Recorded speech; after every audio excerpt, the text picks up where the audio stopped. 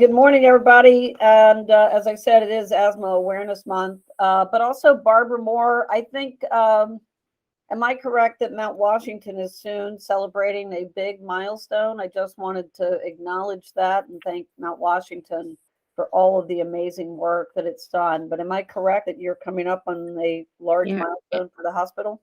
It's our centennial, so Wow. 100-year celebration. Wow. And it probably feels like you've worked there every day of the 100 years, right? Some days. For it. Right. Well, congratulations. And I would like to quickly move that I'd like the commission to send a letter of thanks and congratulations to Mount Washington Pediatric Hospital for all of the amazing work that it has done on lead and case management of families. And so before we get to the approval of minutes, just if we all in favor of that, or Cliff would, or somebody make a motion for it. I'm sorry. I would definitely move. Yes. Second. Great. All in favor? Aye. Aye. Aye.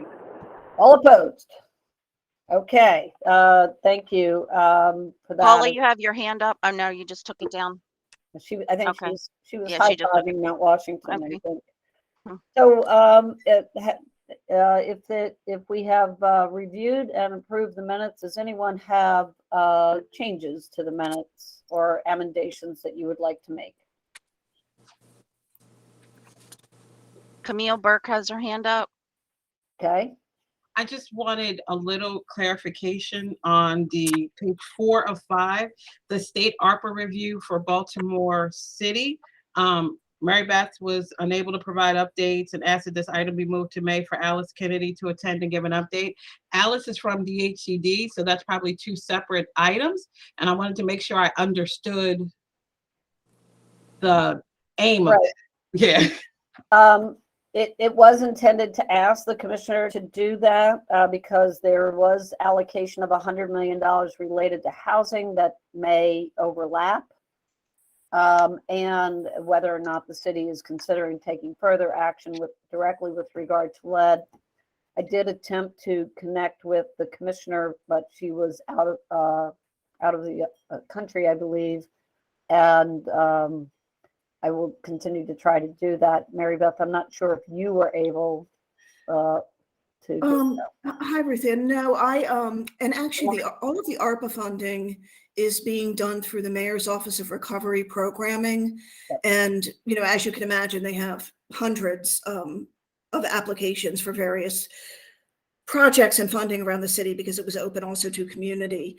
They're notifying agencies and communities directly. And I don't know that there really isn't a connection, with my agency into that. I don't know that they would, provide me that information. I can tell you the health department does not have a supplemental ARPA ask in around lead. That I can tell you. I don't know if DCHD submitted such a request, and I think that would be the that's the question then for DCHD too. Yeah. And just for clarity, again, the reason I thought it would be good to have Alice is because they did make a public announcement of $100 million going to housing. Much of it was headlined as healthy housing. Much of it is about bringing vacant housing back to health-based or to healthier standards. $3 million was particularly carved out for healthy housing. So I think if that's the clarity, Camille, are you suggesting a change to the minutes? Yeah, just for a tweaking. Yes. Can you propose your change, please? Just want to make sure it's understood that it's DHCD and not BHCD, for lack of a better way to put that, and that we'll just invite Alice to give us an update and or further explain the $100 million, because I like what you said, Ruth Ann, and I think that makes it clearer. Yeah, it definitely does. And I think, maybe the invitation should, she's deputy commissioner now. I don't know that thinking this through, I don't know the invitation should come from me, but maybe the commission, it's, through a commission invitation to come. Yep, we'll send a commission invitation. I don't mind, but I do want to respect the No, you I know, got it. And I'll Yeah. ask for either Nicole Hart or Alice. And I think the Office of Recovery also, by the time they make decisions for the fall meeting, might be where we are. But I'll try to get a report to send out to the commission in the interim. And depending on another item of whether we are able to pull all three commissions together in June, we will see. But so Wendy, if you can make that change. Thank you. And Yes, I with will. that change, if no others, can someone make a motion to approve the minutes? Thank you, Barbara. I'll Second, second. from Mary Beth. Yeah. All in favor? There is Dr. Rogers. No, Aye. noting Dr. for attendance. Aye. Aye. The minutes are adopted with the amendation to change from B, the health department to the housing department. I can't get the letters all square. I'm still jet lagged. I went to go see the Queen. So, and she's hopefully going to make it to the Jubilee. So we'll see. All right. Roseanne, you can't just leave that hanging. I need to know more about that. Offline. But they have a, Cliff and Mangela have their hands raised. okay, thank you. So this is just actually a question for Wendy, which is the adobification of the in the portfolio. I didn't know whether or not that represents an obstacle for people in terms of, because I'm sensitive to the fact that that's sometimes an issue for people who don't actually have the latest version of Adobe Acrobat. They Yeah, I got Yeah. a lot of emails back that people could not access because I was somebody had recommended that I send out one PDF with all the attachments, and that's what I was trying to do so that you don't Oh, have. no, I get it. Yeah, I was just trying to simplify, but it No- didn't seem to work. A lot of people couldn't. No yeah. criticism intended. I was just wondering. I did resend it this morning as individual attachments. So in case you looked yesterday and couldn't open that, I resent an email this morning with all the individual attachments as PDF. So everybody should have access to them. Wonderful. Thanks, Wendy. And Wendy, I've asked this question before, but is there an ability for the commission on the state website to have a portal in which we just go in and like many boards that I serve on, and Cliff is already laughing at me, so I'm sure I'm like violating major homeland security here. Is there an ability for us to even have a website for commission that we could log into? And maybe that's a good suggestion for the governor and all his commissions. So there is a lead commission website, and on that website there are the agenda and the final draft, the final approved minutes are on there. I can discuss with the MDE powers about whether or not I can put a link on there to actually link to all the attachments and stuff like that. I'll discuss that with them and see what we can do, what we are allowed to do and what not. But I think it could be possible. Okay, I like that. I love But possibilities. I will let you know. I'll meet with Kaylee and Paula shortly and bring that up at our meeting and see what we can do for that. So then all the fancy people who have two monitors can have that up while we meet. So I haven't figured out how to have two monitors yet. So I'll leave that to those technology generationally ahead of me. All right. Now, Adam, we wanted to go through, and Adam and Anna, the 2022 legislative closeout discussion. Do you want to take that up and update us on? Well, I mean, I can talk about the two bills that passed is probably the best way to go. And then, I mean, on some of the ones you included in the package, you're probably more in tune than I am. But House Bill 174, which was allowing for the lead status to be used in a failure to pay rent case, did pass. The effective date is October 1 of 2023.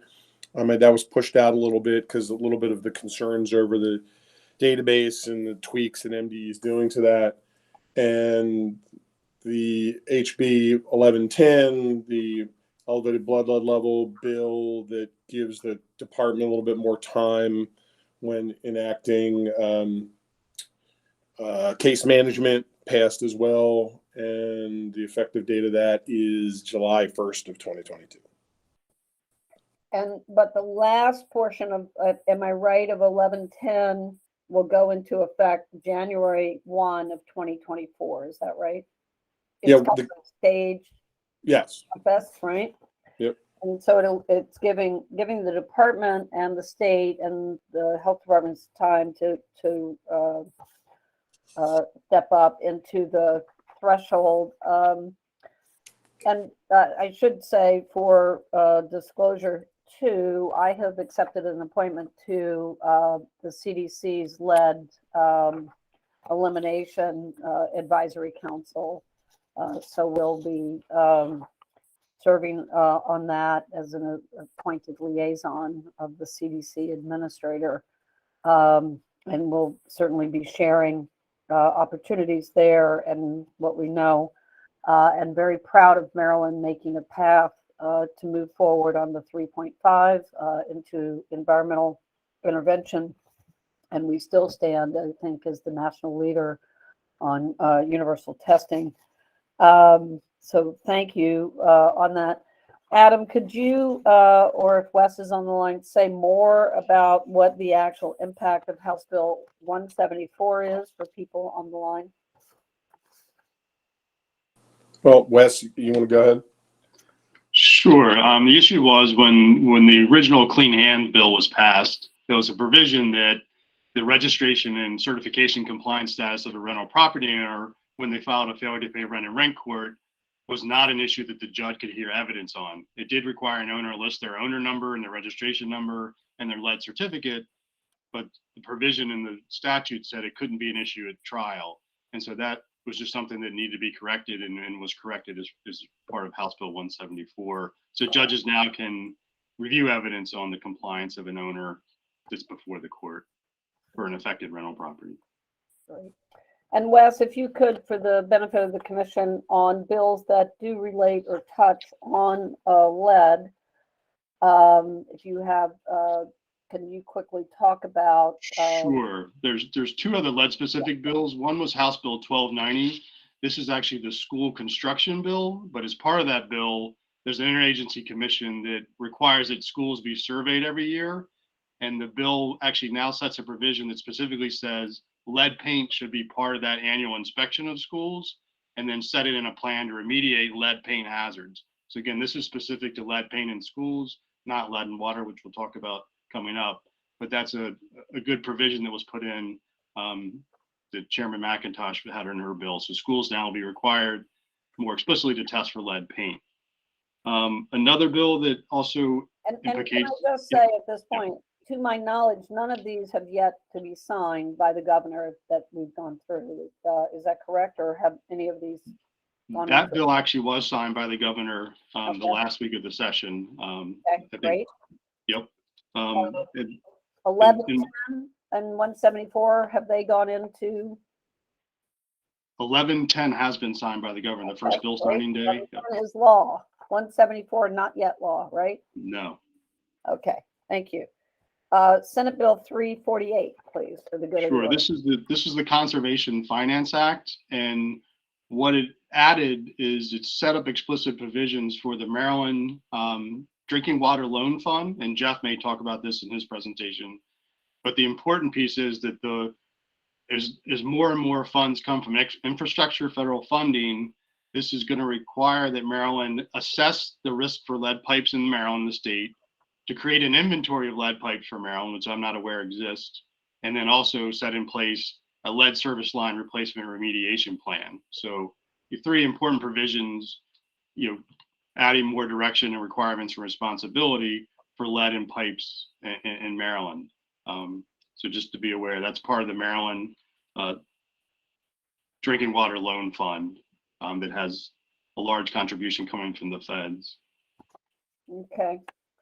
And then on just related bills, House Bill 108 went over. It's to move energy efficiency dollars in with a better guideline for low-income communities. But it does relate in the sense that there will have to be some lead work done to affect that work.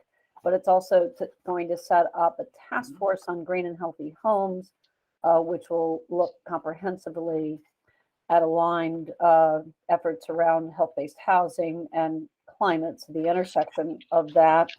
So it is pending. That and Senate Bill 524 are pending.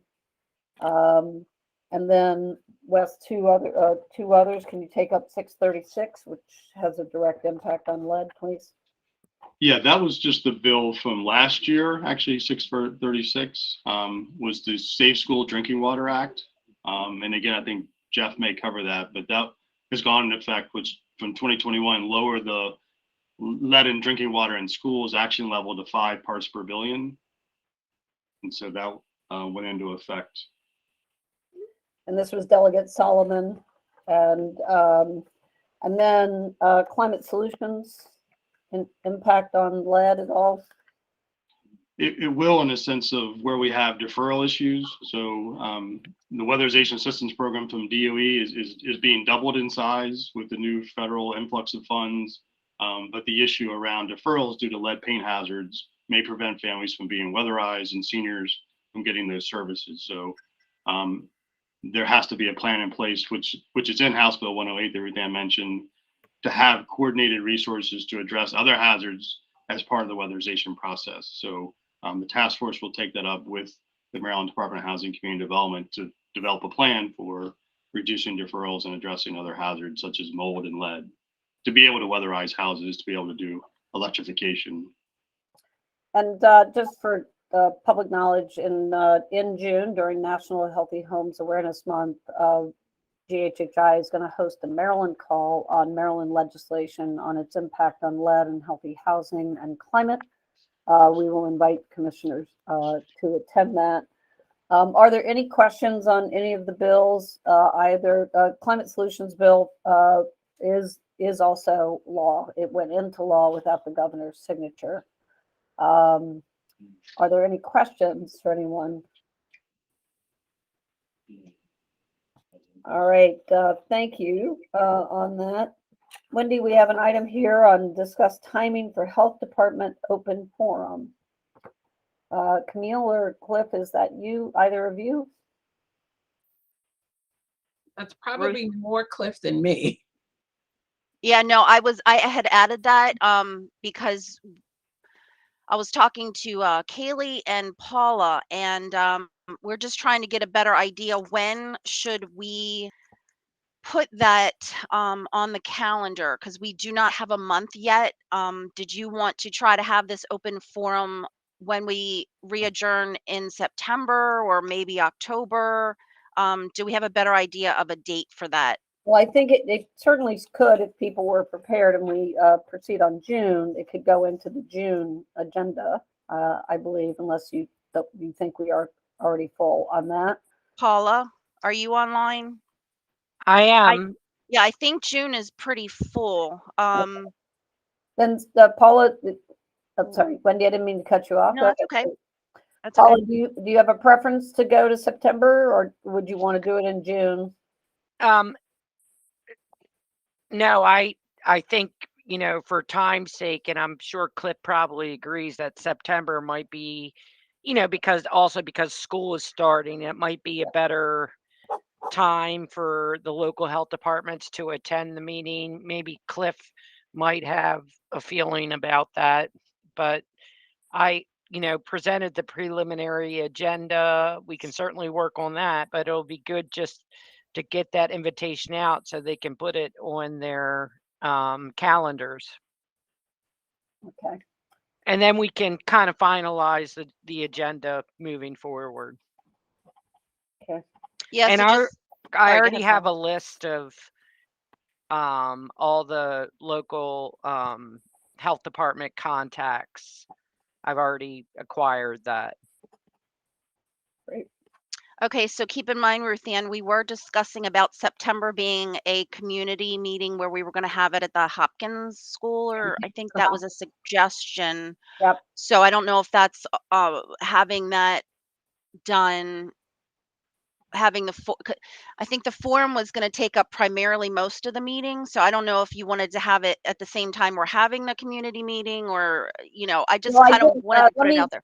I did have a second thought on that too, Wendy. I wanted to suggest, if it's good with the commission, that we would actually do the public community-based meeting in October, because October is National Children's Health, Environmental Health Month, and it's also when we have National Lead Poisoning Prevention Awareness. We won't coincide on weeks, but I think it could be kind of a alignment of intent there. And so I would, if everybody is fine with it, suggest we do our normal course commission meeting in September and do our public community meeting at Henderson Hopkins in October. Okay, so putting the forum for possibly the September meeting, right? Right.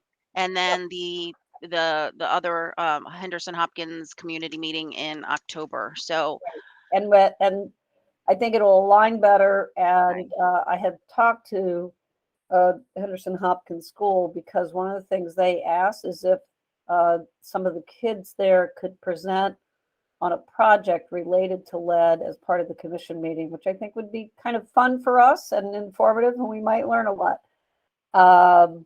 But on getting their community tested and doing an education campaign with the students. So if all are okay with that, Cliff, I would ask if that works for you, because I know you're involved in the health department forum. I don't know the answer to that yet, Ruth Ann. Like everything else, there's much uncertainty in the stars. Okay, well, do you oppose it?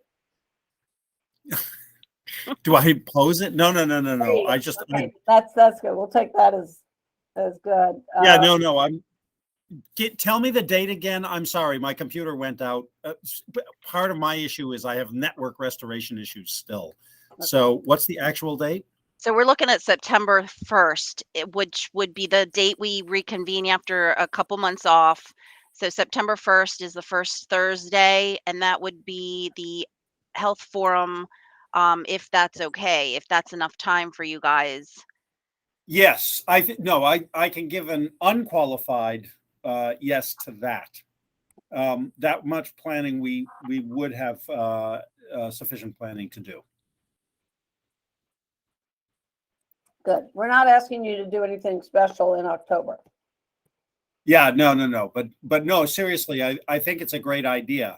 It's always a little dicey because of vacation schedules in August, but I think we can make it work. Great. Okay. Can I ask you a question? Sorry. I'm wondering, should we, I know that the 1st is when is Labor Day this year? It's after that. Labor Day is the 3rd, 4th, and 5th. That kind of weekend is that Labor Day weekend. What is yeah, I don't know. Yeah, that was actually part of my concern, is whether the run up to that weekend is going to be, because Thursday is sometimes a heavy travel day for people who are doing a long Memorial Day, a long Labor Day weekend. But that's I would tell you that I have a preference of keeping on regular order on these, because these are public meetings, and I know that it'll be, it's the first, it happens to fall on the 1st, but I would, my preference would be to stay with regular order, because the public knows we meet the first Thursday of September, and I'd rather not change that if we can, but if there's well, we can keep that meeting, Ruth Ann, and then if it works for everybody, to move the health forum to November, because that's the other option, is having it November 3rd. That way, not a good date, because that's No? probably when we're going to be doing the annual report. Unless Okay. you think the annual report would be a good part of the health forum. Hmm. Cliff, Cliff, Yeah, so I guess just one other consideration, now that I'm thinking about this more coherently than clearly I was before, is for parents who are getting ready for school. The other argument against that date is that that's very early in the school year, which between the Labor Day weekend and school reopening, I wonder if that's going to be a problem for the public to attend in larger numbers on that particular day. in October? No, in September. For the health That- forum. Yeah. So, I mean, we could do the health forum. Is there any reason we couldn't do the health forum in October as part of the public meeting? None from my point of view. I just think we do it then, Wendy, and Okay. then we're not bumping up, and then it's a nice follow through with the state report the next month. So I think if we can come to consensus and move into the meat of other items on the agenda, I think we're going to be running ahead of time today, but still, can we just agree? If Paula, if you agree to October, we'll do it in October. Yeah, that's fine. That's fine. Fantastic. October it is. Okay. Okay. And Wendy, we're setting this one in stone and ink so they can't erase it and move it again. So there you go. All right. Sounds good. And then Camille, on the Joint Commission, I know that you've been doing some outreach on that. I think we've got 2 of the 3 aligned to potentially meet. The preliminary answer is tentatively yes. We're just waiting for Curtis Bay to see if we can either get a community to join us and if they're okay with having all of us in the room, because I don't ever want to overwhelm community because it's a lot of us. It may not be a lot of them. So we're just trying to massage that a little bit, but I'll have an answer later on today, Okay. if not before the And then- meeting is over. Yeah, and we're gonna try to keep it on the first Thursday date, or did you discuss that with them, or do we? Yeah, we can finagle our meetings around a little bit. We have a little bit of room to make that work. So for those who might not recall from the last meeting, what we are going to do is try to bring a facilitated conversation on the alignment of the 3 commissions, lead commission and Camille. What are the proper names of the other 2? Oh my, so Cliff is gonna get me. So it's CPAC, which is the Children's Environmental Health Protection and Advisory Council. And then the commission that I chair, which is the Commission on Environmental Justice and Sustainable Communities. Can't believe I remembered all that. So it's the 3. Yeah. We will also probably invite to be observers or potentially engage some of the elected officials around this and try to really encourage that the elected members of the commission come to have a joint look at how we are progressing. And the goal of the meeting will be to see if we can have 1 or 2 common goals for the commission, the 3 commissions over the next year that we could be working toward together and across the framework and keep each other apprised because we have good advocates for the issue of lead in these commissions, for one, and there is much to do with the water money coming, the big infrastructure money coming that's going to hit housing, and any potential announcements out of the city ARPA. So we will send out an announcement on that, Wendy, very shortly, I guess, and please ask people to try your very best. It is an unscheduled meeting on your previously. Yep. And I didn't know we were getting a hand signal there from Wendy. But we do appreciate your efforts to attend, and we will, I will be reaching out to commission members too, because I'd also like to highlight some of the work that you're doing in your individual worlds that is helping to advance this work and this that don't often get brought up. So to that end, I don't know, we'll bring that to new business, Paul, and what you're working on. So we'll be moving forward. Just a reminder, Benita Cooper has already started the work on this. She will be doing a brief for us, very brief report on the status of insurance in light of the New York Times article in June. We will have the Joint Commission meeting there. We're moving to new business, and Wendy, I believe we have the folks from WSA, and I want to introduce Jeff Fretwell, Sarantha Coe, and Tim Rule, who are going to take us, as well as Fred Mason, take us through sort of where we are on water infrastructure, lead in water, and issues around daycare schools and other things. So Jeff, can I turn this over to you? So good to see you. And actually, Ruth Ann, we had a slight change in the agenda. I don't know if I guess you hadn't gotten my email, but I did. I got your email, but I did not convey it. So please. okay. So no, so I think Tim and Christina will go first, and then Jeff. So Tim, okay. Is Tim on? Are you here, Tim? Yes, I am. Okay. Can everybody hear me okay? Yes. Great. Yes. Welcome, Okay, Tim. good. I am going to show a couple slides from PowerPoint. And earlier today, we had some little bugs with it. But if it's a problem for people to see it, please let me know. And I do have it also in a Word document. We'll make it work one way or the other. Okay, I'm going to share my screen now.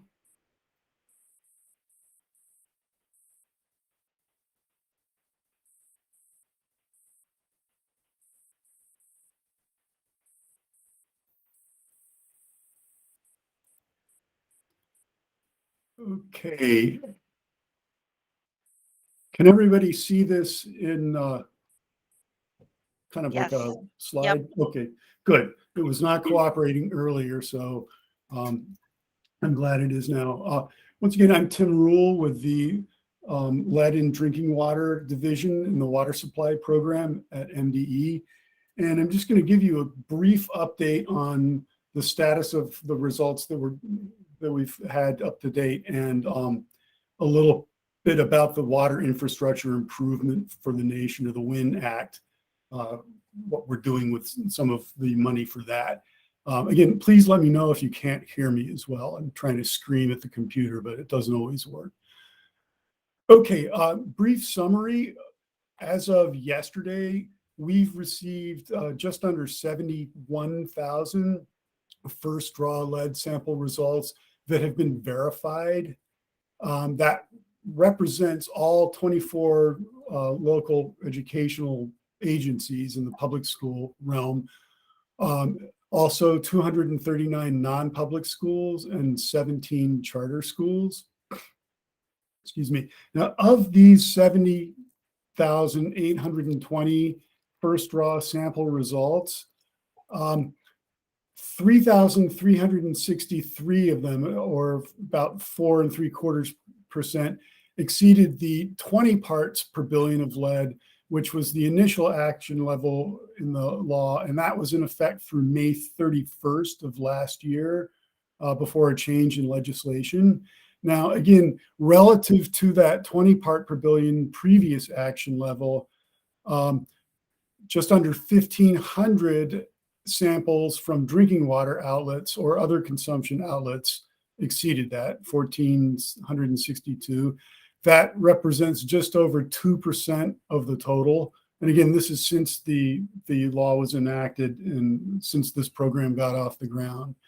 1,900, or just under 2.7%, of those 70,820 samples were non-consumption outlets that exceeded that action level. Now, relative to the new action level, the current action level of 5 parts per billion, which became effective last June 1st of 2021, 10,807 of those results, or about 15.25%, exceeded that 5 part per billion action level. And about 6,100, just over 6,100, just under 8.7% of those were from drinking water outlets or other consumption outlets. And the remaining 4,672, or about 6.6%. Again, the 6.6% there is of the total 700 of the 70,820. And those were what exceeded that 5 part per billion action level from non-consumption outlets. And I'm just going to switch slides here to the next one. Can everybody see the wind slide? Yes. Yes. Okay, good. Thank you. I just want to give a brief update on some happenings now with the Water Infrastructure Improvements for the Nation Act. This is a federal grant administered by EPA. It originally was to be only used for testing for lead in drinking water. That changed in January of this year. EPA announced that the funds may now be used for remediation. That had previously been strictly off limits. And so now Maryland has $513,000 in this allotment of the WIN 2107 Act. We hope to get future allotments later as well. But as I mentioned in the previous slide, there was a change in legislation to the lower action level effective last June 1st. Another part of that law stated that any sample from a drinking water outlet that was analyzed on or before June 1st of last year that exceeded the 5 part per billion, the new action level, had to be remediated as per the law by August 1st of this year. So there is a large and somewhat unexpected demand for remediation. And this 513,000, as well as the change in EPA's policy, presents a good opportunity for us to help out at least the public schools who are kind of backed up against the tight deadline and maybe also hurting for funds. So again, this is only for public schools. And we did do a survey. We surveyed the LEAs, local educational agencies, and there's pretty strong interest and a fairly good demand for using the funds this way. So we are in the process of moving forward on that. And so that is all I have today. I can stop showing my screen. If I can. Fantastic. Are there any questions for anything that Tim has presented? Barbara, I see your hand. Barbara? Hi, I'm Barbara Moore from Mount Washington Pediatric Hospital. When you say that there were 24 public school systems, do you have the total number of schools that were checked? And secondly, for the non-consumption parts, did that include like the bathroom sinks, or where did bathroom sinks fall into this? Consumption or non-consumption? Okay, the first part of that is we do have the information about the schools at the individual school level. I don't have that with me at this moment, but we do track that. I was just wondering the total number, not specific details, but just total number instead of by school system. What is our giant N? I can find that out for you and get that back to the commission soon. And could you repeat your second question about the non-consumption outlets, please? Sure. Last year, we had concerns that in especially elementary schools and even middle schools, young children will use like the bathroom sink to drink water, to rinse their retainers, fill up water bottles, things like that. So I was trying to figure out, where do bathroom sinks fall for that water source? Is that considered a non-consumption, or is that on the initial data that you provided? Typically, that would be considered a non-consumption outlet. However, the regulations require any outlet that is known to be used for a consumption purpose to be treated as a drinking water outlet. So if it's known that the children are consuming water from that, the school, in special ed classrooms and things like that, the sinks are tested and treated as consumption outlets. But in general, they're not. Signage is acceptable as per the law, the original law and the regulations, clearly stating, clearly visible from these outlets that the water is not to be used for consumption, and or for hand washing only. However, it's best worded for the school in that particular background. Barbara, do you have any suggestions on that, or? My concern is depending what the signage looks like, a K through 3 grade might not understand that necessarily. And I'm not sure what the risk is for a middle schooler or a late elementary schooler who's rinsing their retainers and then putting them in their mouth. Yep. At least if non-consumption sinks are being checked, we'll have a rough idea in those schools. It's when I was a kid, we did a lot of education campaigns on hand washing. Maybe we can put out something in curriculum for the teachers that while they are doing anything like that, when they do those kind of hygiene sessions about hand washing, that they also say, don't drink the water from the sink, and really get teachers to be, and maybe we can do a little social media campaign around that. Barbara and Sharice, maybe we could make sure we add that to education when we're talking to teachers and parents about this. I think I see Camille and Jacob. So Jacob and then Camille. That's the way it looks on my screen. Yeah, hi, good morning, everyone. Good.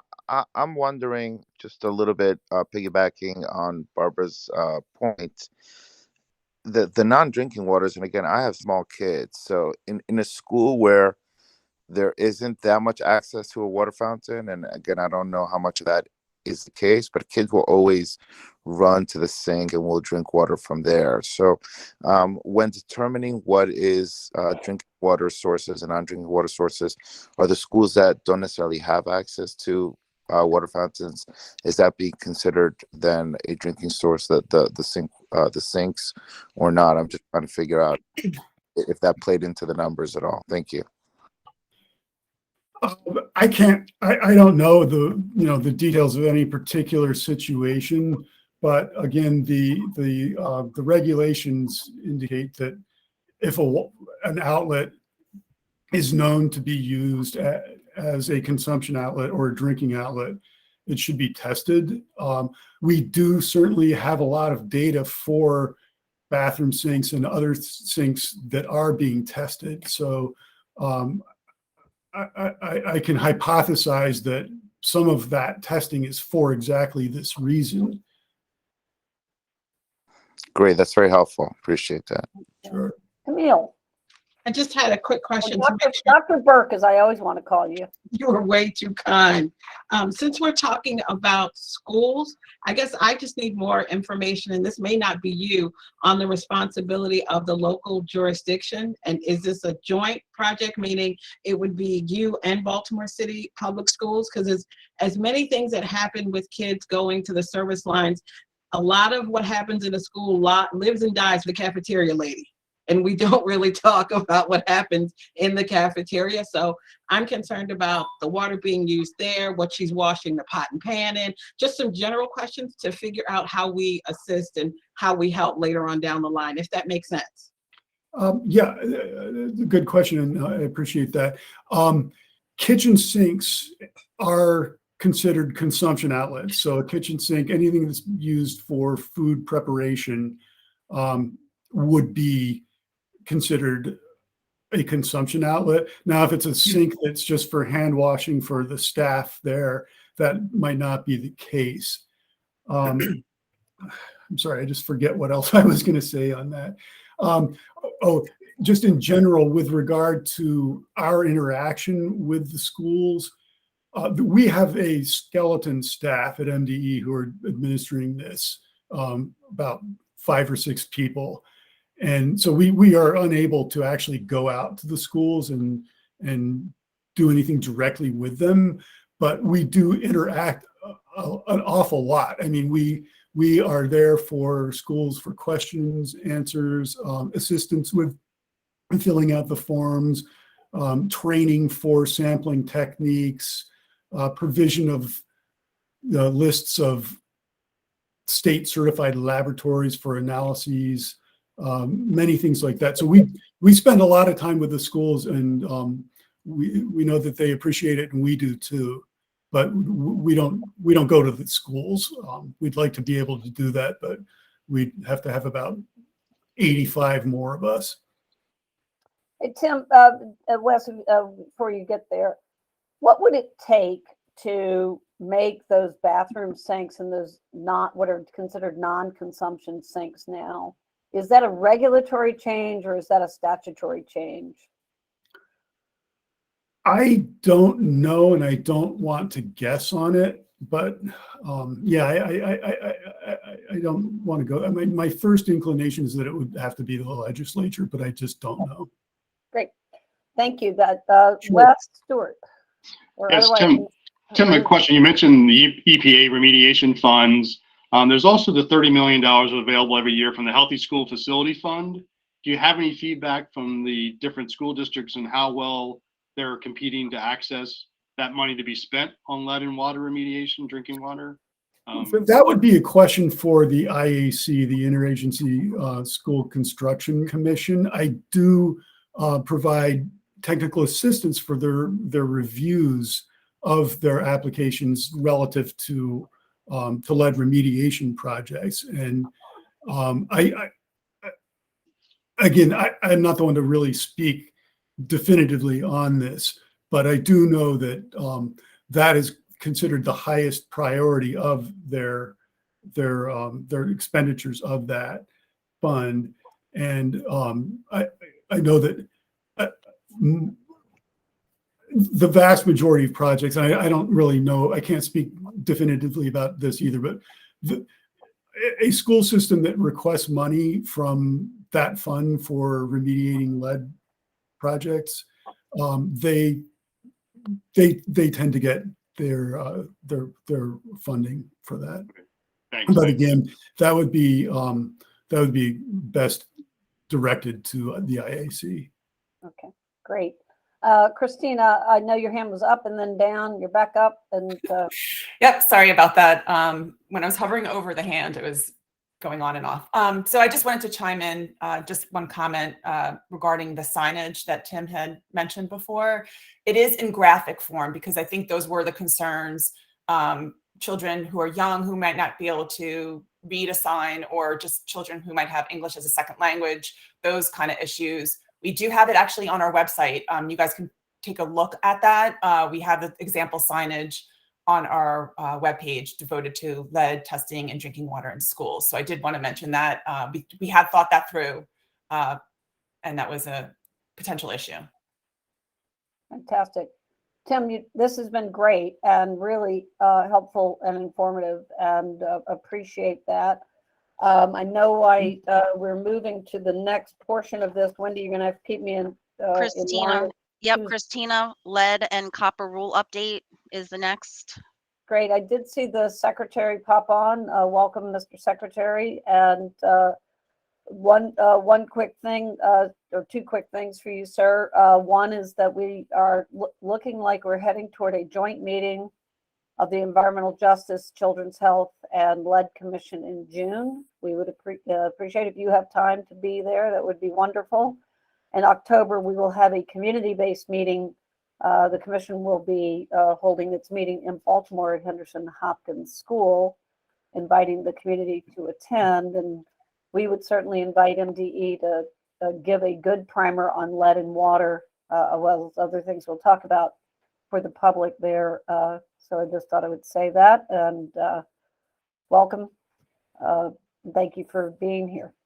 Thank you. I'm sorry I'm late. I was just on a call with Senator Cardin, giving him an update on some local wastewater opportunities. Well, Oh. I think it's a good excuse. We won't mark you tardy then. And, No, I'm not. Thanks for the great update. Those are great things to look forward to. yeah, Thank you. and just because I don't know how long you can stay with us, I will let you know that the Senate Banking Committee next week is going to do a hearing potentially that I'll participate with, but it's going to touch on some of the good work that we're doing here in Maryland. So I will be back, circle back to you. Great.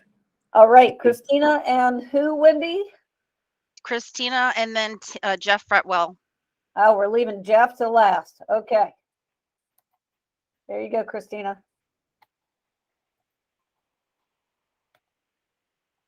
Okay. Could everyone see my screen? 100%. Great. Yes. Okay. You might want to hide that little Google thing at the bottom of your. Oh, thank you. There we go. Okay, so today I will provide an update on the federal lead and copper rule.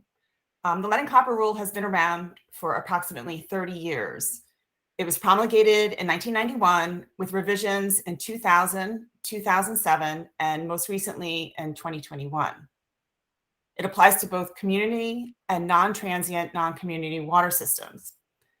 The goal of the lead and copper rule is to reduce lead and copper levels at the tap by optimizing water treatment and by replacing lead service lines. The targeted sample sites are sites with the highest expected levels of lead in the drinking water, and this is based on the plumbing materials, such as lead service lines.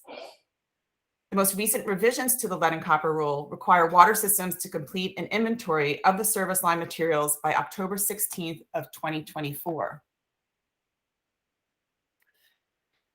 This is to identify lead service lines on both the water system side and the private side of the service line. Also, galvanized pipe that is downstream from a lead service line is considered a lead service line and will need to be identified. Did we lose her? Yeah, her sound cut out. Christina, can you hear us? Yes.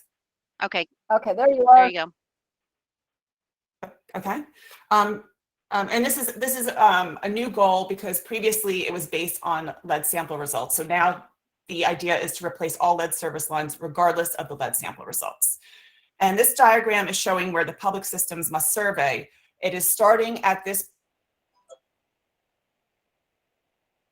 You're breaking up. We're losing your audio. Oh, I'm sorry. Can you hear me? Yep. Okay. I should have wore a headset. So the water systems must do a survey of the service lines, and it begins at this corporation stop all the way through the building inlet. And as you might recall, the lead and water crisis in Flint, Michigan was caused by corrosive water in combination with these lead service lines, and which can be anywhere from tens to hundreds of feet in length before entering the building or the home. That concludes my portion, and I can turn it over to Jeff unless there are some So, questions. Christina, the question always asked by folks, right, is that in the building, the bipartisan infrastructure money that is coming on lead service lines, it only does the replacement up to the property line, or is there money for the private property lead replacement?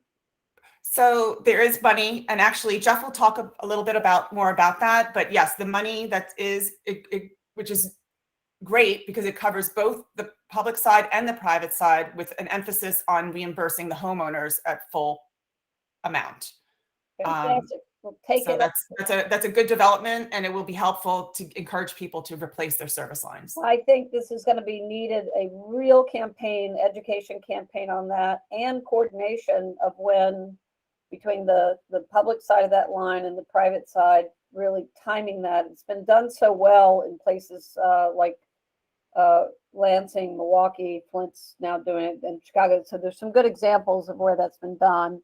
I hope we'll take that up. So good segue to Jeff Fretwell. Yeah, good morning.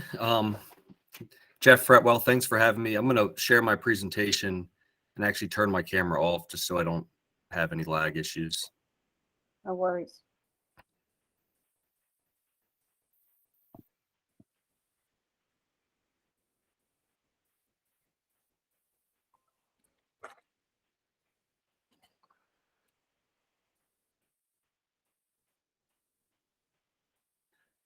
All right.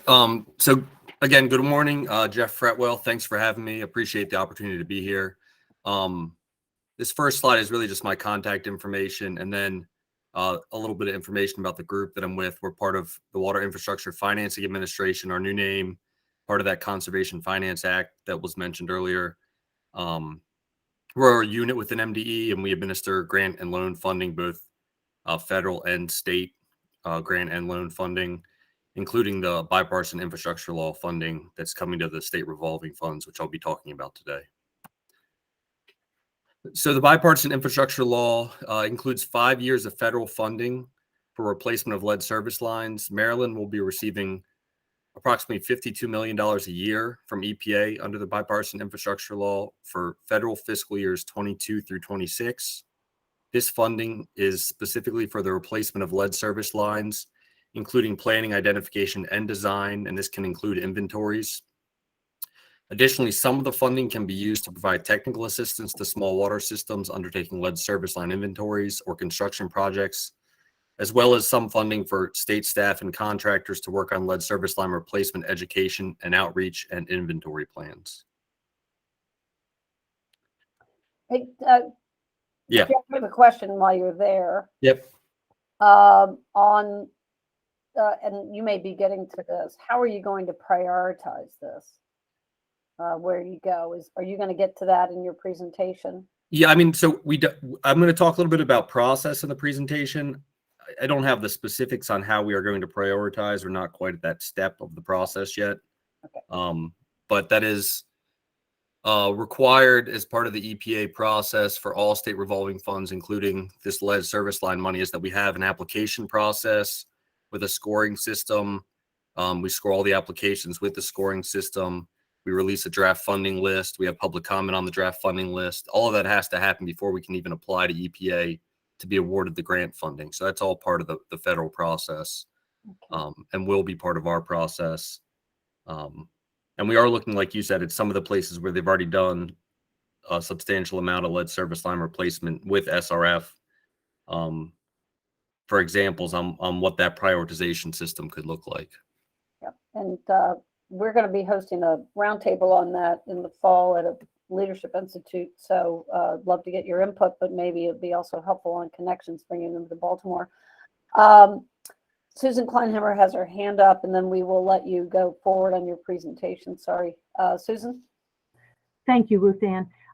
Jeff, this is a very basic question. Could you define what a lead service line is?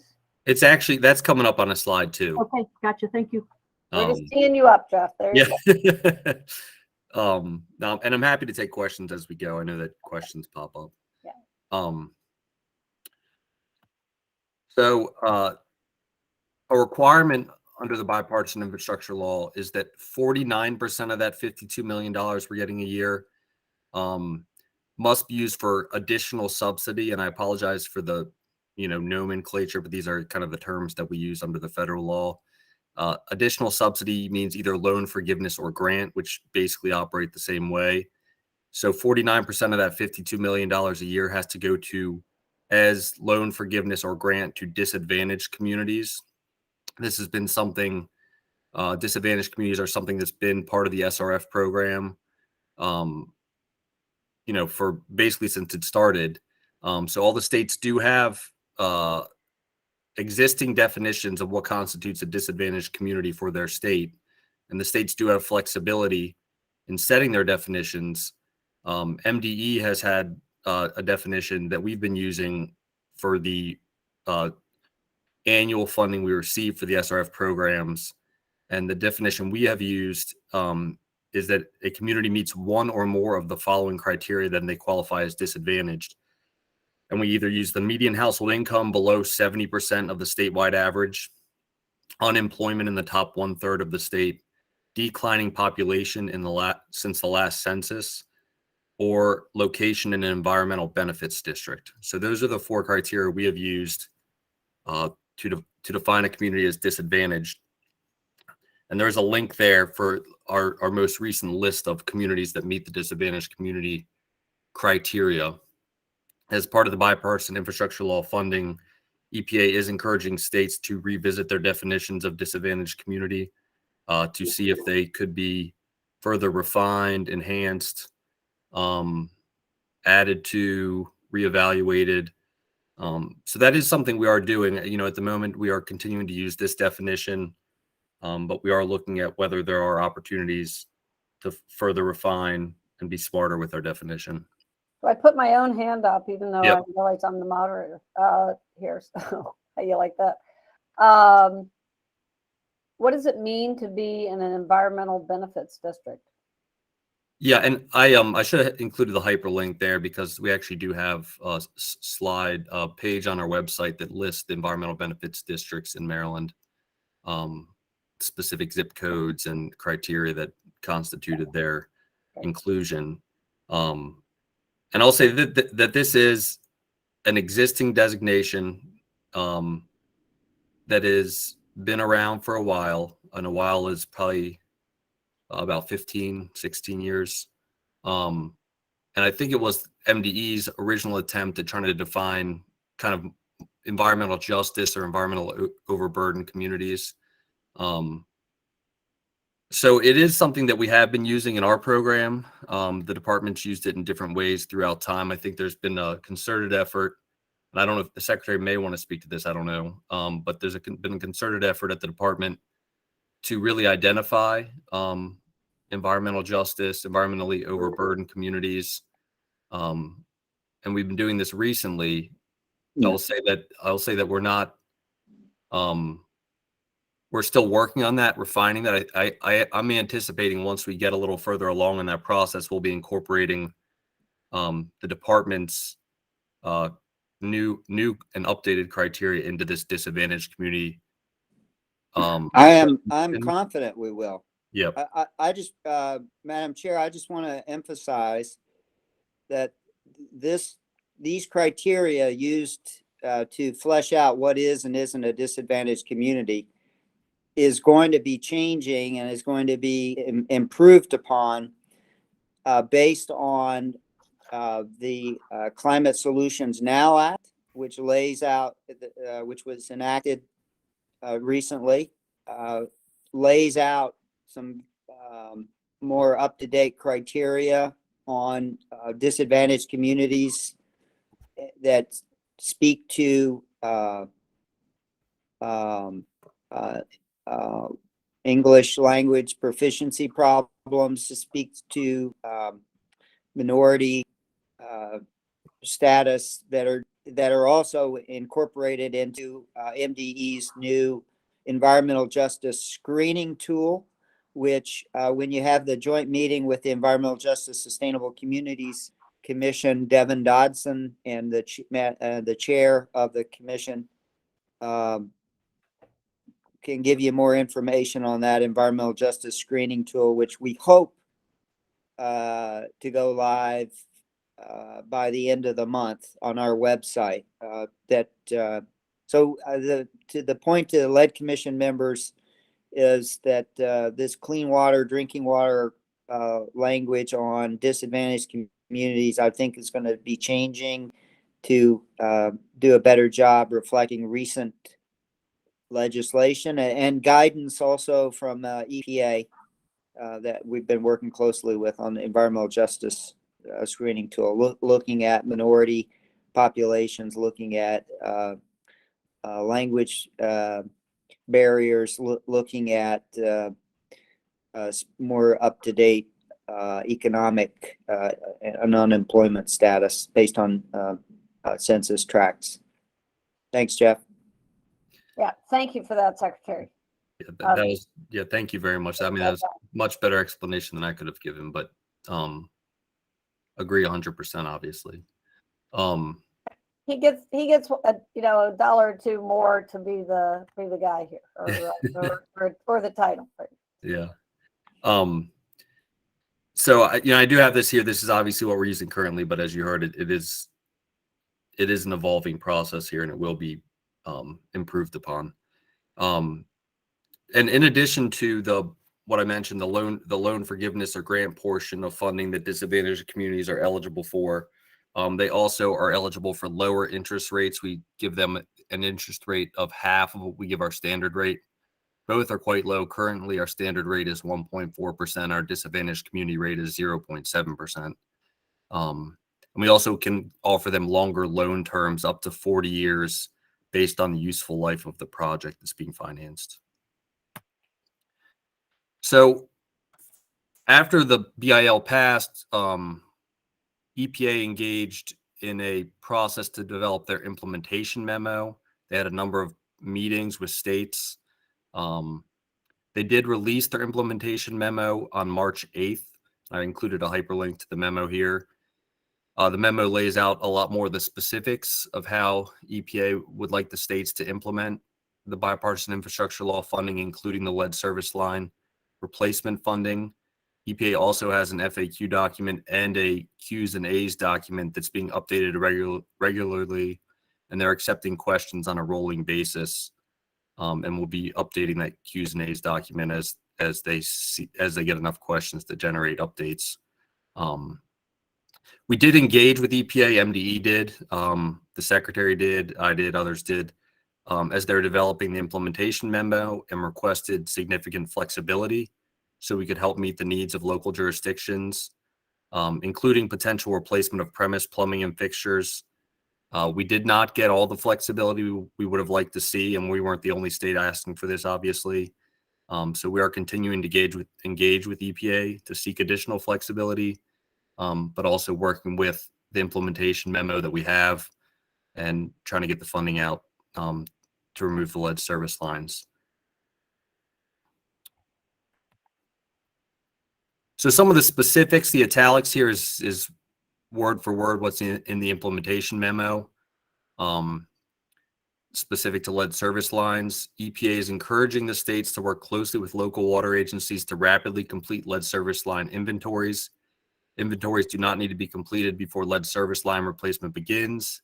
However, EPA strongly encourages states to devote funding and technical assistance to help local water systems develop inventories and undertake replacement planning. Under the lead and copper rule revisions, which we just heard about, all water systems must have initial inventories completed by October 2024, but EPA urges states to employ technical assistance, set aside funds to help water systems develop inventories more quickly wherever practicable. And this is something that is a priority for us as well, helping the local governments complete these inventories, but also at the same time replacing lead service lines when we know where they are and where they exist. So it's a dual track. We're not going to wait till the inventories are completed before we start replacing service lines, but we are going to provide assistance for helping to complete those inventories. Jeff, not to add to anybody's burden, but just sort of in the mapping of what's underground in general is bad in the United States infrastructure wise. When we're going through the process of lead service line mapping, is there a process? Are we going to use a process in Maryland where we're mapping anything else that we uncover in that process, other like to cross the data on other lines that we may find buried alongside the lead service lines, or are we simply going to look at that? I don't know if maybe Christina wants to speak to this, because the inventory process that's under the lead and copper rule, there's a whole process that the utilities the water systems need to go through for that. And we're actually waiting for the EPA guidance on what techniques are acceptable for inventories. So depending on what the answer to that question is about how those inventories are going to be completed would dictate the methods that are being used and therefore the additional information that may or may not be gathered through that inventory process. So this is Christina. I just wanted to add, Jeff is correct. We are awaiting EPA guidance, and now they originally said it was expected mid-April. That time period has passed, and now we're hearing June.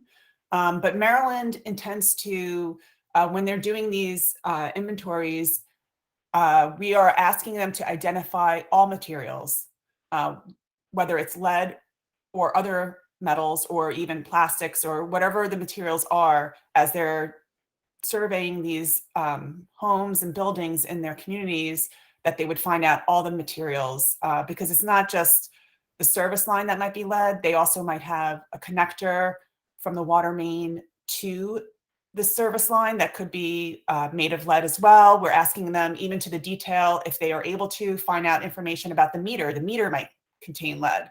There are many portions from the water main and to the inlet of the home that could contain lead.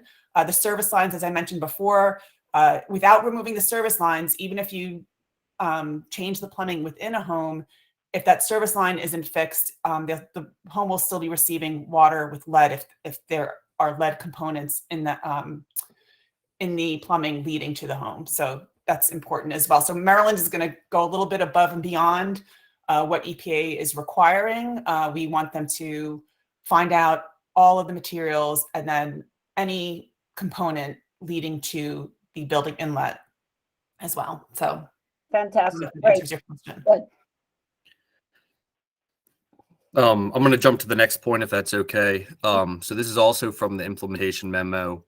EPA and MD's in the same place on this, but EPA would like full, not partial lead service line replacements, and any project funded under the BIL must replace the entire lead service line, not just a portion, unless a portion's already been replaced. So if the utilities already replaced the public side of the service line, but not the private side, obviously they can just replace the private side, but they can't replace just the public side with this funding. They need to be replacing the whole service line, including the part of the service line on the private property. States are to affirmatively convey this to potential SRF applicants to ensure they propose projects that fully replace and pay for both public and private service lines. And then also to address household affordability concerns, EPA is encouraging states to fund the private portion of the service line replacements at no additional cost to the homeowner. What this means is that when the local governments are receiving funding to replace the service line, they should be providing the funding for the private side replacement at no cost to the homeowner. Essentially, the loan forgiveness portion, or however the utility wants to structure it, would be going to the homeowner, so they wouldn't have to spend $3,000, $4,000, $5,000, $6,000 out of pocket to replace their private lead service line, the private part of the lead service line. We have a question from Dr. Mitchell. Well, this is sort of a Jack Daniels question, which is whether or not we've already thought about how this might work with and be integrated with the MCHIP Medicaid program and bundled into that. I see the secretary is smiling. I don't know why the secretary is smiling. That always makes me a little nervous. I'm always smiling when you're presenting to the commission, Cliff. I think that's a good question. Jeff, I just wanted to say early on, when the question was asked about the definition of lead service line, I mean, we needed to say this at the beginning from my perspective. And this is from my glass is half empty perspective. Lead service line is a term of art that while this is great progress in funding not only the public side, but the private side of the lead service line replacement, it's outside of the building. So there are no lead service lines inside of homes, whether they're green or healthy or not. The lead service, the fundamental policy decision made by the Congress was don't use this funding for, it's not eligible for lead fixtures. They're lines, they're lead lines in people's homes and apartments and and public buildings and schools. But this is the lead service line that is outside of the building. It's still a hugely important public health progress. Yeah. I just, so that's something to keep in mind. But I don't have an answer to your question, Cliff, and I don't know if Jeff does either, since it. Well, No, yeah, and can I just weigh in here, and Jack, you should respond. But the question really is, can we, under the CHIP dollars, do the at least fixture replacement, which also often will cause leaching if for those remaining lines or not? And then I have a question that, Secretary, you can answer now or later, but I'm just trying to, and maybe it's just a dollar thing, or it's all the property rights kind of view of our laws about why we didn't set up some fund to help owners do the interior. But Cliff, you're shaking your head no on the. No, I'm waiting for Jack's response, but I didn't mean to put Jack on the spot here. No. To be fair to Jack, I did.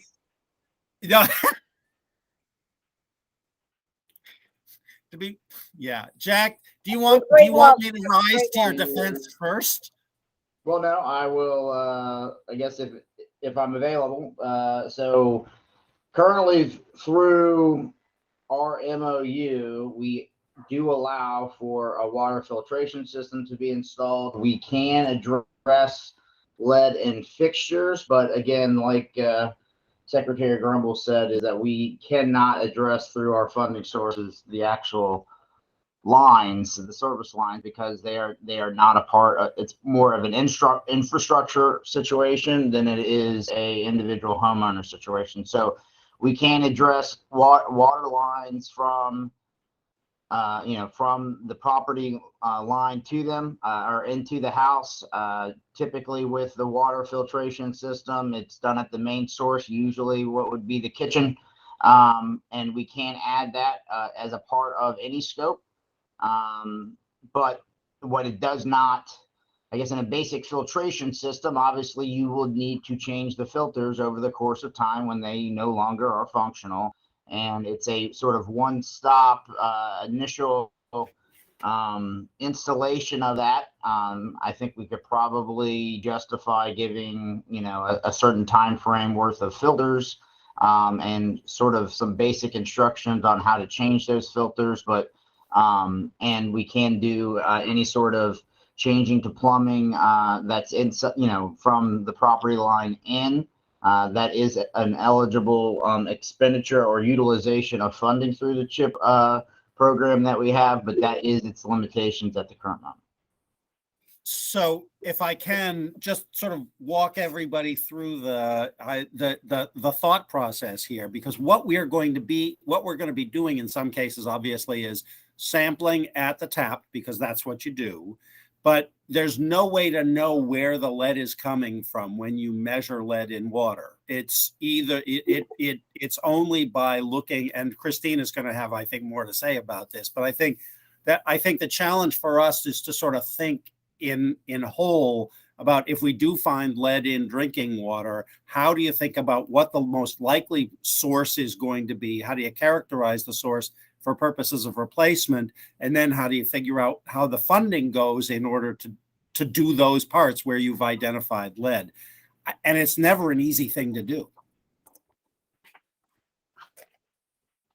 But I think Christina, who knows more about this than anybody. Sure. I just wanted to mention, so to speak to Cliff's point, with the revisions to the lead and copper rule, they were trying to do exactly what you were saying, Cliff. Traditionally, the sampling was a 1 liter sample at the tap. So it would capture the tap itself and some plumbing downstream, not necessarily reaching all the way to the service line. So what they decided to do, but it would have the contribution a little bit to the service line, but not quite there. So what they did with the revisions, and it's in flux right now, and they're changing it to be called the lead and copper rule improvements. But they are looking at a sampling protocol that would be a first draw a first 1 liter sample.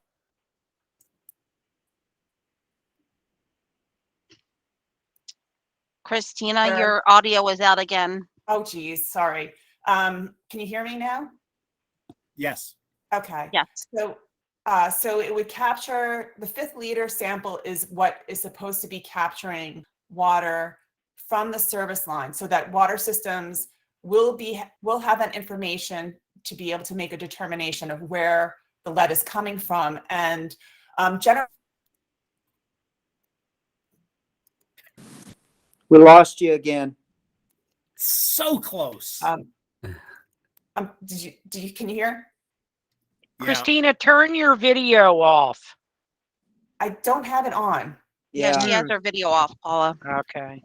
So the local plumbing codes in general, throughout the state, it's usually copper pipe or PVC in the interior of homes. You do have fixtures.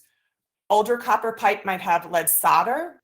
And in very old homes, you might actually have lead interior pipes, but that is very rare. Again, as I mentioned before, the Flint, Michigan crisis was because of the lead service lines.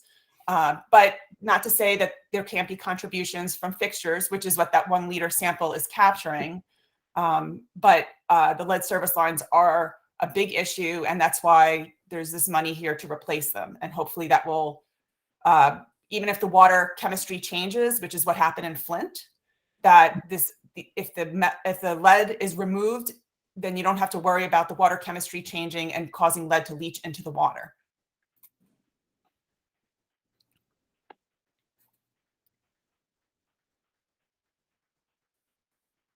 Okay. Do you want me to keep going, Ruth Ann? Yes, I do. Okay. And I do think Cliff's question is a good one. We actually had started to have that discussion amongst ourselves, and I think we need to follow up with Jack, because I do think there's opportunity there, it sounds like, between what we can fund and maybe what housing can fund, and try to cover the whole home that way. Jeff, can you just clarify for Camille, the chair of the Environmental Justice Sustainable Communities Commission, who is just trying to make it real clear and simple for everybody. If it's the funding, we're not talking about the testing or the sampling, but if the funding of lead related lines inside the home, inside the facility, there might be some funding available through housing, right, Jack? But outside of the house, there's now a dramatic new emphasis on replacement and funding, both the public and private side of so MDE funding through the bipartisan infrastructure law, outhouse, and MHEC, or the different funding through housing, community development, in-house.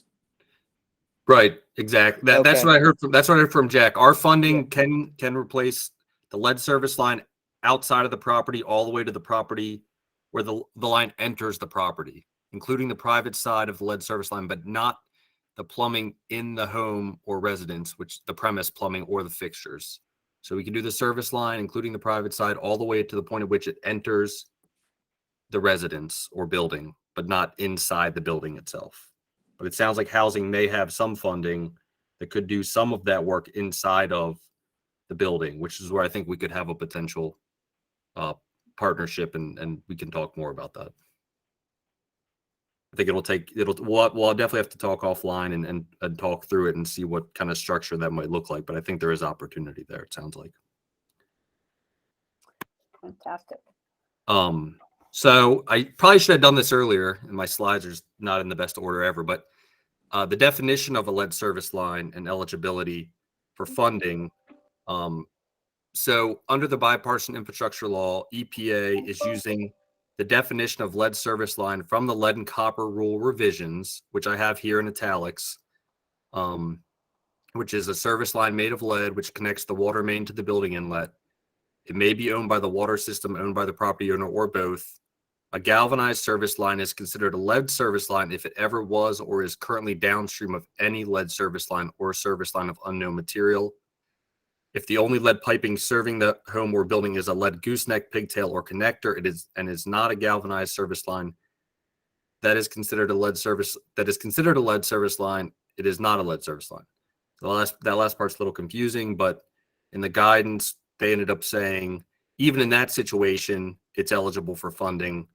So the whole definition above, and then we're going to change the end for eligibility for funding purposes.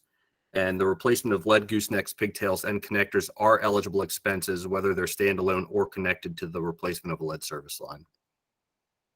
And then corrosion control studies, corrosion control infrastructure, and water meters are not eligible for the funding. Funding for bottled water and premise plumbing are not eligible. Premise plumbing, again, like we've been talking about.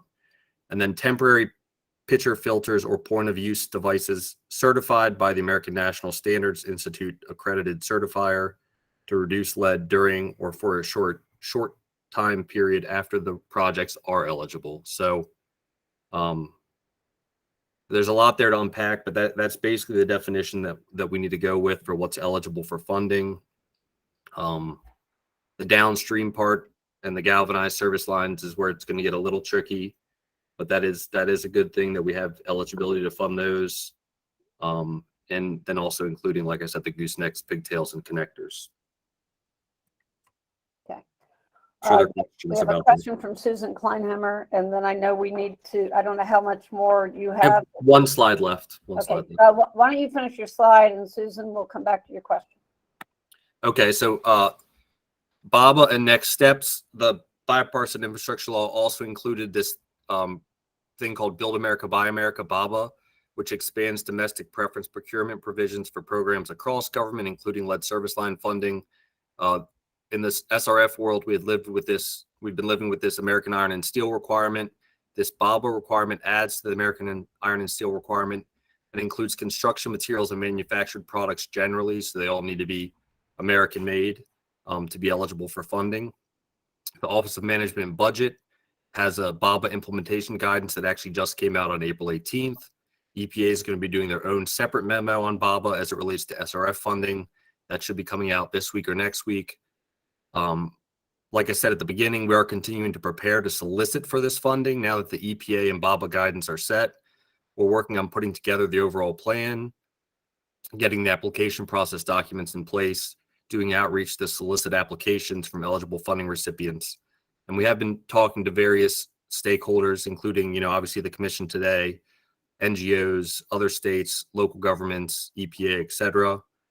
And like I said at the beginning, before we can apply for the funding from EPA, which it's a formula-based thing. So $52 million is Maryland's share of the funding. But before we can apply for and be awarded that funding, we need a list of projects that we are going to fund with that funding. And that list has to go through a public comment period. So that's what we're building toward right now, is that whole process, the application process and funding list process, so that we can apply to EPA and have the grant awarded to us. And that's the end of my presentation. Fantastic. And really just all of these presentations have been so good today. Susan, you had your hand up before, and before I go to Camille, did you have a question? Ruth, thanks. Jeff, I was just wondering, when we talk about the term main, the main, it was not like, is it a gooseneck? Is it a connection? I was under the impression that the main that connects the public water supply to the water line of a house is made out of lead. Is that correct? The water mains are not eligible for this funding. I don't know if Christina wants to talk about construction of water mains and things like that, but this funding is specific for the service lines that come off of the mains. Okay. So I do want to say the water mains generally are not lead. It is the service lines feeding from the water main to the home. And if it would help, I could share that diagram again, which will show that. But it is generally the water mains. We do have some issues with water mains that we're hoping EPA will fund too. They do have old cast iron mains that have lead joints or lead packing, but that's also not included in the BIL funding. And we're hoping but I think Jeff might be able to answer that. I think they can go through traditional SRF funding for those projects if they want to replace that. Right. The water mains and other infrastructure not covered under the lead service line replacement funding, that's public infrastructure, not private premise plumbing, but public infrastructure, including mains, can be funded through the normal drinking water SRF funding. So we also receive annual funding from EPA for that type of work and have additional supplemental funding as part of the bipartisan infrastructure law for that work as well. So a utility or other water system could apply for the traditional SRF funding to replace a water main or some other project like that. Thank you. And Camille. Very quickly, 2 questions. In order for me to understand making the distinction of a well, I'm thinking about our neighbors on the shore and a little further out. Wells are usually outside of the house. Would wells be covered? Because I know this question is going to come up. That's the first question. No, so private wells are not covered by this, and private wells are not eligible for drinking water SRF funding, period, even the normal funding. And even funding the lead service line replacement on the private side was like a bold step for the SRF program in that they don't traditionally finance anything drinking water related that's privately owned. So. Understood. Second question, you mentioned that NDE had to submit projects. Just wanted to be really clear on how those projects were being selected. Is it by jurisdiction? Is it first come, first serve? Is there an allocation per jurisdiction around the state, or just a brief? Right. So we don't have projects at the moment. We're doing this outreach now. What we have to have for EPA's purposes, and this is what we already have for our existing programs, is an application process with a common application for all applicants, an application period where they have the ability to fill out the application, ask questions if they need to, submit the application by a certain due date, and then the applications are all scored via an EPA approved scoring system that we have in place, and then they're ranked based on those scores. So that's the process that we need to go through to have a funding list. It's not a first come, first serve or anything like that. It is a needs-based demonstration based on an application process. Thank you. Okie doke. Thank you. That was amazing. And thanks to the entire team putting that together. And I know we'll be hearing more from you.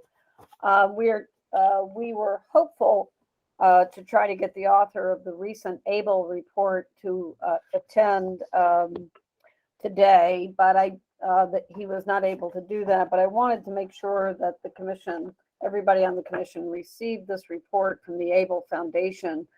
I think it is an important report that they did on the cost of lead hazard control in Baltimore City, talking about the $851 million to $1.4 billion it'll take to de-lead the housing stock just in Baltimore. But I thought what was really important is they did focus in on those homes also that have outstanding lead violations, and if we were able to clear that list as a doable number, ranging up to about 48 million. But it would be an extraordinarily good start. But I do encourage members of the commission to read this, to think about this. This is where the failure of of Congress and the White House to be able to advance together, build back better. Now, we did not get additional lead paint funding moving forward. So there's other ways that we're looking to try to do that.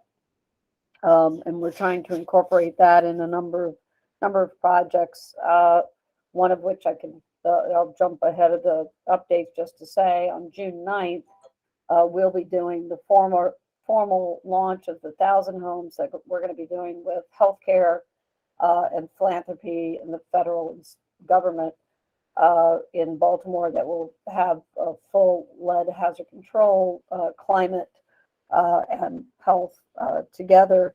So we're finding new ways to do this through different funding. And much of the new money coming from the DOE pre-weatherization funds that I hope the state will be reaching for, not just the weatherization, but the pre-weatherization funds do allow for lead on that. Jack and Cliff, in our next meeting, if you don't need to do it now, but I would like to ask you to just do a super brief on funding status on the CHIP program and what the state current match is and sort of what the future may hold on that. You're shaking your head, and I'm not meaning to torture you there, Cliff, but you might tell me what we're not reading. Well, no, first of all, I can do we can do super brief. Actually, Jack can do super brief. As you know, I am genetically probably incapable of doing super brief. But thank you, Mr. Secretary. Really appreciate that. But in general, because of the state of emergency, we actually, it's been a little difficult to tease out exactly what the match is, but the match is somewhere, you basically think of it as 2/3 federal. It's 65% or 69%. It's little, it depends a little bit on which, what the Medicaid is, CMS is doing at any given moment. But essentially, we get $2 back of federal funding for every $1 of state investment. And that's still the match today, right? That is still the match today. So as we go into a new administration in 2023, yeah, and somebody smart like the secretary or you or Jeff can remind me who sets the budget, the current governor, and then it gets amended, or does the new governor set that? We could take advantage of that potentially, right? So, but anyhow, let's have a more kind of statistical update on that in June. I appreciate Sure. that, but just where we are would be great. And Jeff, I'll call you and ask you all sorts of budget process questions, right? And Jeff, thank you. And Christina and Tim, really great presentation, very informative. The only thing I ask, Jeff, is you say hello to your mom for me. The agency hot topics, Paula and Kaylee. I don't have anything. I believe maybe Kaylee or Shantae may want to. Okay. I didn't have anything additional either. This is Kaylee. Okay. Shantae, anything? Sorry, I'm having trouble coming off of mute. I just wanted to update Susan in regards to her email with the Viking instrument. We talked to the manufacturer, so we're in the process of putting together a bulletin for Kaylee's review, and then that will go out to the third-party community to provide more guidance. But that's all I had. Thank you. And then Susan, just speaking of this, I just saw that we now have we have healthier XRF machines coming into the market for everybody, for Chris and Susan. I hope we'll be using those. And the state. MDH, Cliff. Actually, this is Asthma Awareness Month, and I realize this is the Lead Commission, but I just wanted to make sure everybody is aware of the fact that this is Asthma Awareness Month. And because the funding for asthma also supports the lead programs as a Healthy Homes program in now 11 jurisdictions, it is important to recognize that this is sort of an all housing hazards approach that we are taking. And in that light, just to clarify, we have gone to the Commission on Environmental Justice and Sustainable Communities and the Children's Environmental Health and Protection Advisory Commission, Council rather, about the idea of a meeting in June to discuss housing and health. I just wanted to clarify for everybody's benefit, really the goal for this is to take advantage of a lot of really smart people to think about some large issues that should be on the table for housing and health moving forward. It's not meant to change any of the agendas or missions of those commissions or councils, but really for us to take advantage of the expertise that lives in each of those groups to think about that sort of those big picture items. And I'm hoping that what happens as a result of that is we put together a list of 5 or 6 items that are really big bullet points and or goals for the state, but that's really meant to be a one-shot deal and not necessarily a continuing engagement, because each of those groups has a very, very full agenda on its own. And that question came up at the Commission on Environmental Justice and Sustainable Communities, and I just wanted to make sure that that we were all on the sort of same page about that. Yep. And we have a asthma summit coming up, which I'm sure George Stewart will talk about in just a second, or Sharice. That's right, next week on the 11th and 12th. The 11th and 12th. There you go. And sign up, and please do that. And Cliff, you should know that the state of Wisconsin is basically modeling all the good work being done by the state of Maryland around lead and asthma on their chip. They're establishing a new asthma program. They're looking to Maryland. So at some point, I will try to get you on the line with their new Secretary of Health, who is enamored with Cliff Mitchell. So tried to dissuade her of many things, and I don't know, but anyhow, she's got you up on the board there. Camille and Mary Beth, or Mary Beth and Camille, how are we doing this? I have no problem following Mary Beth. However, I'm probably going to give the highlights. After months of back and forth with Magellan about our lead care 2 machines, I think we have finally returned all the machines and the kits, and we are awaiting some of the replacements in so we can get back out to testing in the community. As soon as we receive them, we will let you know when we can finally get back as a health department testing ourselves and doing some follow-up testing in homes as well, when we go out to kind of cut out the middleman and make it easier for the parent, and also host a couple more testing events, especially at our immunization clinic when kids are already there and they're already being irritated and poked repeatedly. We might as well add to that, unfortunately. So we just want to kind of capitalize where people already are. And as soon as I have an idea of the exact date or when, I will let you all know. But finally, after months, thank you, Barbara. Yes, it is fantastic news. Gotten ourselves together with Magellan, and just thank everyone for their patience. We are happy to hear that. Mary Beth, anything else? Yeah, I don't really have much to add. I do want to thank the commission, though, for that lovely send-off that was given to Jerry Woodson at the last meeting. I know she was very touched by that. It's very much appreciated when folks who are out there doing the work are recognized. And I know Luke Scrivener's not on the call, but he did a great job with that ABLE report. He sure did. Yeah, he did a great job, and I hope he'll come at least present at some point to us. Dr. Rogers. Just wanted to jump in here in terms of agencies and topics. I'd like to thank you and Cliff for input on the ECHO, a grant that I put in for the National American Academy of Pediatrics.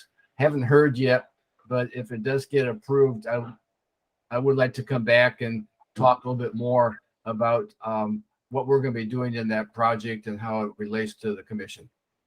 So, Paul, while I have you, and just don't go out of order, I know there's also a letter that you need that we're going to send from the commission, but could you say 2 words about that, or do you still need that? Yes, the letter from the commission was just saying that they were willing to partner with the ECHO project that we're doing. The ECHO project is a project to the American Academy of Pediatrics, so we just need that letter as talking about the commission being a partner with us then too. And also, Cliff, I hope some point to get you involved maybe in some of the lecturing that we're going to be doing. We'll talk more about this if it is approved. Great. As a point of order, we need to just have the authorization for that letter of support that I gave verbally. So, Mary Beth, can I call on you to maybe make a motion to support the commission supporting Paul's ECHO grant, Dr. Rogers' ECHO grant here, and that the commission will work in support? Yes, I make that motion. So moved. Can I get a second? I'll second it. Thank you. All right, all in favor? Aye. Aye. Aye. All opposed? Okay, Barbara, I'm going to call on you just 1 second. Wendy, I'm now not in trouble with you, so I'm just for the record on that. Barbara, I saw your hand go up. No, you're good. We can wait for reports. One was saying, yes, I approve that, but I do have a question about an article that was sent out. So it can wait. Okay, well, we'll come down to that. HABC, are they present? We will work on getting them here. Baltimore City DHCD present, anyone? We can work on that. MSDE, OCC. I saw Angela, she's still, I think she had to leave at 11, but Yeah, she's off. She's not there. okay, we know we're getting a report from MIA in June, but any other updates for there? Okay, Sharice or Wes, Green and Healthy Homes Initiative. Sure, thanks. Wanted to again highlight the Maryland Asthma Summit. It's May 11th and 12th from 10 to 4. One more year, it's going to be virtual, but really a tremendous lineup of researchers, practitioners, and also best practice programs from around the country to learn from. Secondly, also wanted to update the commission, as we mentioned a number of months ago, the Housing Choice Voucher Program for lead preferences for lead affected families in Baltimore City is fully operational. We wanted to commend the Housing Authority. We've had a number of cases where they're actually within several days able to approve families. These are tenants who are leaving rental properties where there's no response from the owner, public or private enforcement to remediate lead hazards, or homeowners who are in properties that are just beyond repair and the families don't have the financial resources to move their lead poisoned child out of that hazardous environment. And so just wanted to update and really applaud the Housing Authority, who's put in place really expeditious processes to get families vouchers to move to lead safe certified or lead free housing. So just wanted to commend the Housing Authority as well. And Sharice Roberts on our staff, who helps lead that program. Fantastic. And if you have need, please let us know on that. Sharice, do you have anything to update otherwise on that? So I agree with everything Wes says. He pretty much said everything. We're just working on processing clients with housing. I'm working closely with CR of Maryland, and they're really great about turnaround time and finding properties for clients that are lead free and approved with the Housing Authority. So right now we're doing well. Part of our commitment in our 1,000 home launch is to do something that I wanted to have tied to the Housing Choice Voucher originally, which is if we, in that footprint, and if we do receive the earmark for West Baltimore through Congressman Nfume, but through the two footprints, we will commit to clean up the lead in the homes that families are leaving, either in cooperation with the city lead program or with these funds that we get. But it's got to become part of our rote that we don't leave behind the hazard. So Camille, I'd love to make sure we work on that and start to get that across different counties. Really appreciate everyone. As I said earlier, there is a Senate Banking Committee hearing, it looks like next week. It's going to talk a lot about the intersection of climate, lead prevention, and healthy housing, and maybe reaching out to some of you for consultation on testimony. Want to highlight the work in Maryland and the work ahead that we'll be doing. And one thing that GHHI is also embarking on is including in our housing intervention standard is decarbonization work, especially around gas stove removal. As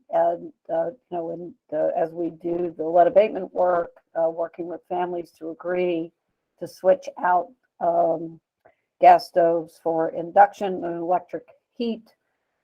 which we understand is both important for the climate, but also culturally hard for people to give up stoves, not only for cooking, but many people have really relied upon gas stoves as their heat when their bills have gone out. So we've got a lot of work to do here. We will be also looking at the economic burden created by decarbonization, or potential burden by decarbonization on families. If people have interest in that, please know. We do have a new director, Vice President of Climate, Energy, and Equity, joining the staff of GHHI on June 6th, Melanie Santiago. And we'll make sure she gets introduced to all the good commissions that that Camille heads or sits on, or they're like, but appreciate this. Good meeting. Barbara, you had your hand up. You said you had something you wanted to ask. You maybe any other commissioner updates or public updates, please. I just wanted to, the article that was sent out about the aluminum crock pots. Are we seeing this as a problem in Maryland? Is that something that's routinely asked when people go out to the homes about the crock pots? I ask about like all the other kind of pottery and things like that. I had not been asking specifically about crock pots. No? Okay. It's a really, that's an important question. And Sharice, I think it's something we should add to our home visiting questions around cooking utensils, because if there are aluminum crock pots, we ought to be raising some educational concerns. And maybe we can even convince a Target or somebody else to work with us to do replacements for people. We will do that. But I think that we could make an effort to model some good behaviors here on that. So Barbara, we'll try to maybe think about how we can do it on our small way as modeling out those questions. But I think that is great. Okay, if I recognize that it's an issue, I could consider trying to get maybe some kind of foundation grant to. I think that'd be great if we worked on that, and if we can help you to support that, so that we can, if they're a danger, let's get them out of people's homes while we have the chance to do that. Other public comments, questions? If not, for the good of the order, we will close the meeting. If I have a motion to close the meeting from someone, and we will get out of here 2 minutes early. Yes, Paul, question. No, I was going to move to close the meeting. Move to close the meeting. Can I get a second? Second. Barbara, thank you, and thank you all. We will talk to you in June. Good meeting.